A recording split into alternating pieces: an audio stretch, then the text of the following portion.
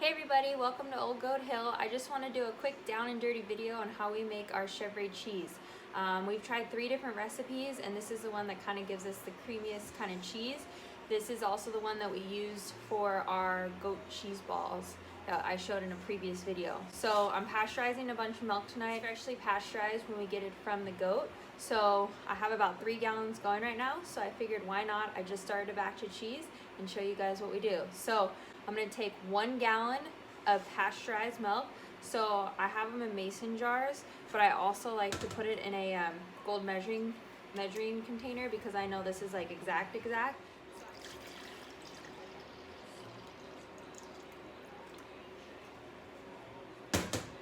One.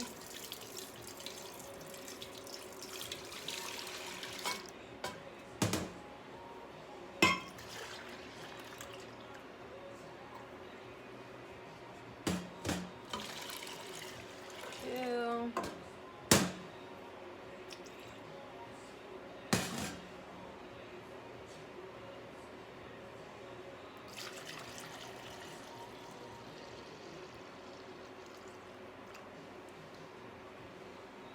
Three.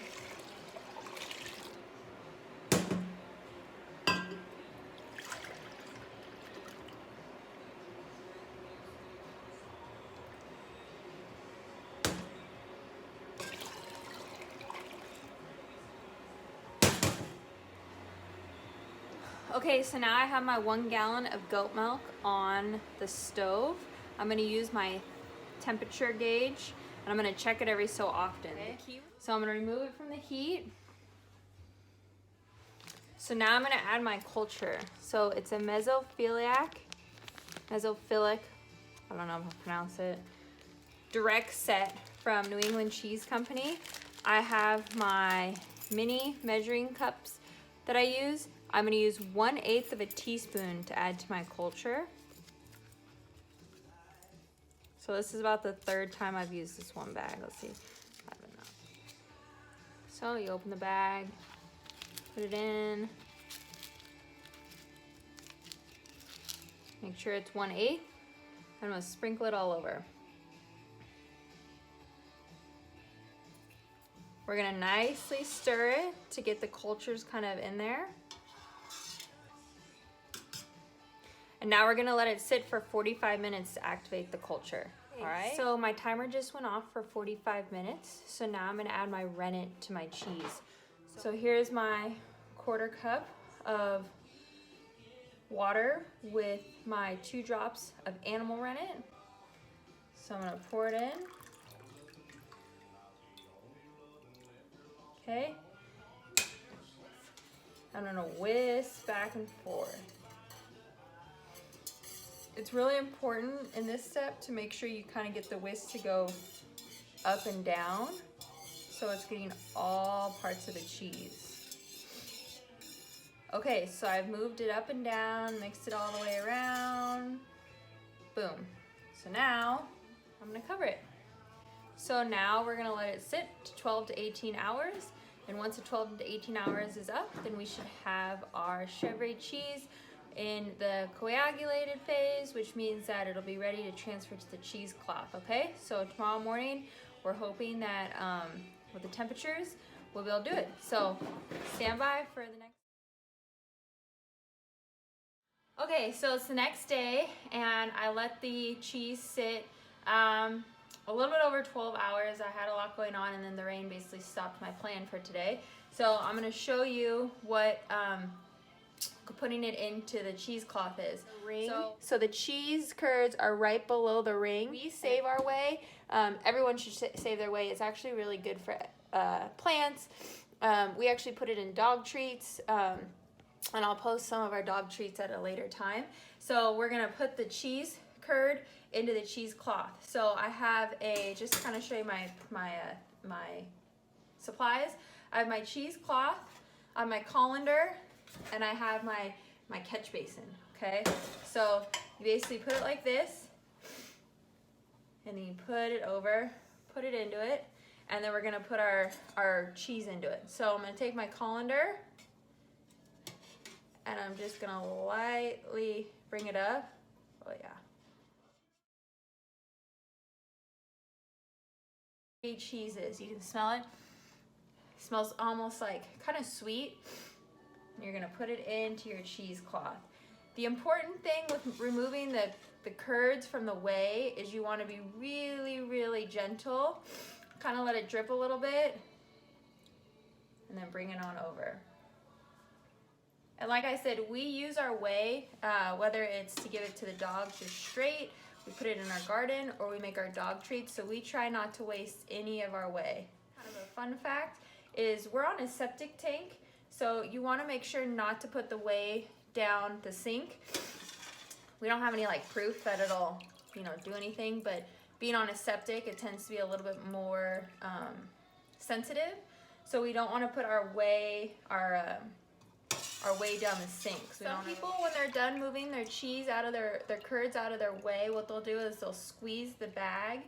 It just kind of depends how long you want to let it sit and how natural you do it. We have a little area in our little beverage fridge area that stays kind of the nice perfect climate, so we don't usually squeeze the bag, but I'll show you kind of if you were to squeeze the bag what you're looking for. There will be some curds left over in the whey. If you can't get it all, that's okay. It's not gonna do anything, but you can, when you do use the whey for like cooking, a lot of people use it instead of using water. What they'll do, like when making bread, they'll substitute the water with the whey.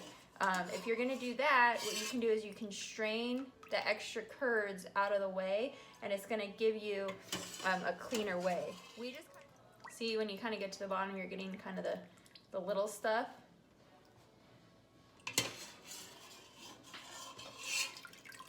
Part of getting all of it is what you want to do is you want to come from the top, from the bottom up, and then you tend to get more of the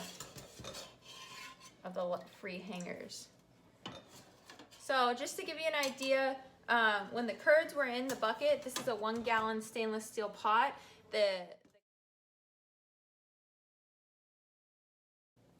Okay, so now what I'm going to do is I'm going to move this over here so you can see it better. As you can see, the curds are sitting in whey. So what you can do is you can pull this up and let it drain. So you can kind of see the whey's coming out. Now some people, what they'll do is they'll hang it, and the hanging will kind of help form it, and then it will also catch all the extra whey. Like I said, it's just a personal preference.